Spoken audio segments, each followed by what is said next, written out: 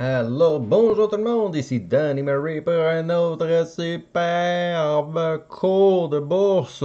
Aujourd'hui, on va analyser l'amplitude des mouvements où on va essayer de comprendre justement les graphiques, les mouvements paraboliques. Donc, on regarde tout cela ensemble, mes chers amis. Nous voilà sur un superbe dessin à la Danny Murray Trader classique, mais rien de plus simple pour comprendre, donc on y va avec ça. La petite ligne noire qui est ici, c'est la ligne qui fluctue, donc c'est le prix, la variation du prix, donc c'est le graphique qui monte doucement et tout ça. Qu'est-ce qu'il faut comprendre pour les premières étapes? Tout d'abord, nous allons regarder c'est quoi un fameux graphique parabolique. C'est assez simple, c'est un graphique qui a une courbe très lente et plus ça va aller, plus ça va se mettre à monter jusqu'à ce qu'il y arrive à un graphique parabolique. Donc le bas, ça monte doucement et plus on avance, plus ça monte rapidement. Comment que ça se traduit dans un graphique sur un stock à la bourse? Habituellement, on va voir un graphique qui va avoir justement fait peu importe ce qu'il voulait avant, mais on arrive à une certaine stabilité. Donc, on a la stabilité ici, et tout d'un coup, oh, on décide de monter un petit peu ici et créer un premier bull flag, peu importe comment qu'il sera dessiné ou fait, il va faire un bull flag. Le bull flag, ce qui veut dire qu'on supporte plus haut que la ligne de support ici. Donc, tant qu'on est au-dessus de ça, ça va bien. Donc, petit gain ici. Et là, ça se stabilise jusqu'à temps qu'on arrive au deuxième mouvement. Et le mouvement est plus grand que le premier mouvement. Donc, c'est la même chose à répétition. Vous allez voir, on a fait un bull flag. Et là, la hausse ici, par exemple, on a eu une hausse, par exemple, de 1$. Ben là, on a une hausse de 2$ sur ce mouvement-là. Et quand on arrive sur le prochain bull flag, beaucoup de variations. Si on a monté de 2$, on redescend d'1$, on remonte, descend, remonte, redescend, jusqu'à temps que le prochain mouvement donne 3$, 3,50$, parce que c'est parabolique, parce que ça monte de plus en plus vite. Donc, prochain mouvement sera par exemple de 3,50$, et le dernier mouvement, to the moon, le party est pris, les gros signes de pièces arrivent, une hausse de 5$ sur le stock.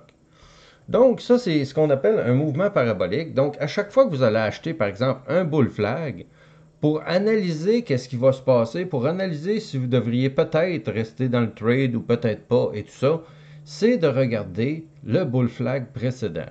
Donc, si on arrive ici et qu'on voit le premier bull flag qui a monté, par exemple, de 1$, ben ici, on peut peut-être monter le 2$ et se dire, bon, on est déjà encore en progression par rapport à la première hausse.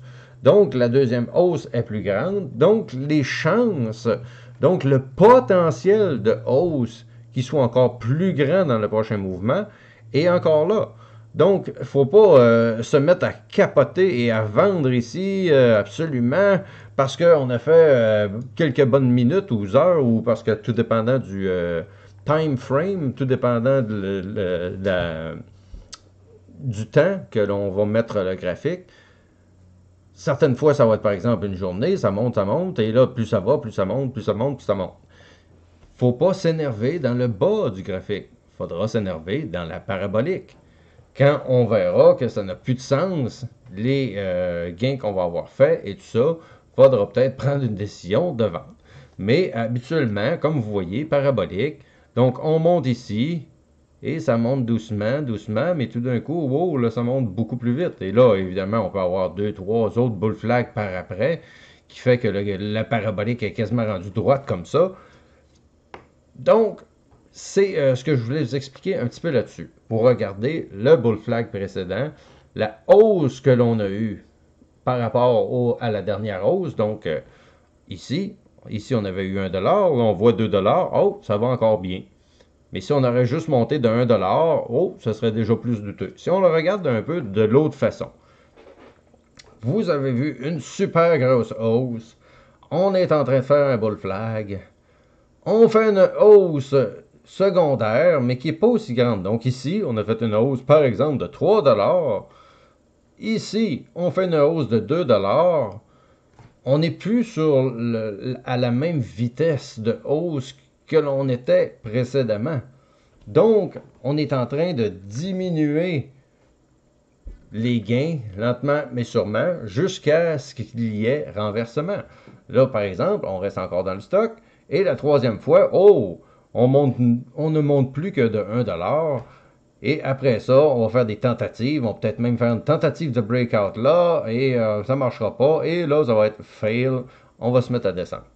Donc, toute une différence entre les premiers bull flags du bas qui vont en augmentant et augmentant et augmentant les hausses, et un bull flag qui est plus souvent dans un sommet ou qui a eu une hausse trop grosse au début, on arrive, on monte moins, on monte presque plus, on finit éventuellement par crasher.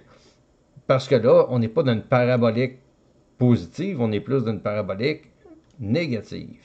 Et si vous regardez, si vous faites une ligne de tendance droite, à la cassure, comme d'habitude, à la cassure du graphique, boum, ça va se mettre à descendre et blablabla. Donc, j'espère que ça vous a aidé. Ça va vous aider dans votre trading un petit peu, à essayer de comprendre qu'est-ce qui s'en vient pour vous, à essayer de deviner, essayer d'être devin un peu plus en regardant les hausses précédentes. Il y en a eu combien? Ça peut être sur plusieurs journées, même si on est en day trading, on peut regarder sur plusieurs journées qu'est-ce qu'il y a eu les jours d'avant. Et si la hausse est en train de diminuer, qu'il y en a de moins en moins, de moins en moins, c'est peut-être pas le meilleur stock à regarder. Et si on voit que les hausses semblent grandir de plus en plus, oh, là, ça serait peut-être intéressant de se dire, on va regarder ça un petit peu plus longtemps. En tant que trader aussi, on peut le réaliser d'une certaine manière. Souvent, on va arriver le matin et on va voir une grosse explosion. On fait des super gains, super faciles. Après ça, on fait encore un autre move. On se dit, hey, ça va donc bien, c'est donc bien facile quand ça monte et tout ça. Le troisième move, encore une fois, on a eu tout ça. Mais à chaque fois, la première shot du coup du matin, c'était peut-être 300 $. Après ça, 200 $. Après ça, 100 $. Et après ça, on va se taper une petite perte. C'est pour ça que souvent, on va arriver en tant que trader. On trade, ça va bien, ça va bien, ça va bien. On commence à avoir une petite perte ou un even où on fait moins d'argent ou presque plus d'argent. Si tu continues à trader dans le graphique qui descend, tu vas commencer à perdre. Donc, on la laisse aller tranquillement et on profite de ce qu'on a gagné pendant la journée. Donc, c'était à peu près ça mon petit cours de bourse aujourd'hui. Si vous voulez en avoir plus, vous pouvez aller sur mon site internet dannymarytrader.com pour voir mes superbes informations. Et sinon, vous pouvez m'exploser les bons pouces bleus. De cette façon, vous allez savoir que vous avez vu cette vidéo et vous pouvez passer au prochain cours pour vous. Et si vous ne voulez pas manquer les prochains cours de bourse que je donnerai, n'oubliez pas de vous abonner à ma chaîne et de mettre la petite clochette pour recevoir toutes les notifications. Alors, merci à tous. Explosez-moi les beaux pouces bleus. Je suis un YouTuber puis je capote ces pouces bleus. Et on se reparle très bientôt. Ciao tout le monde.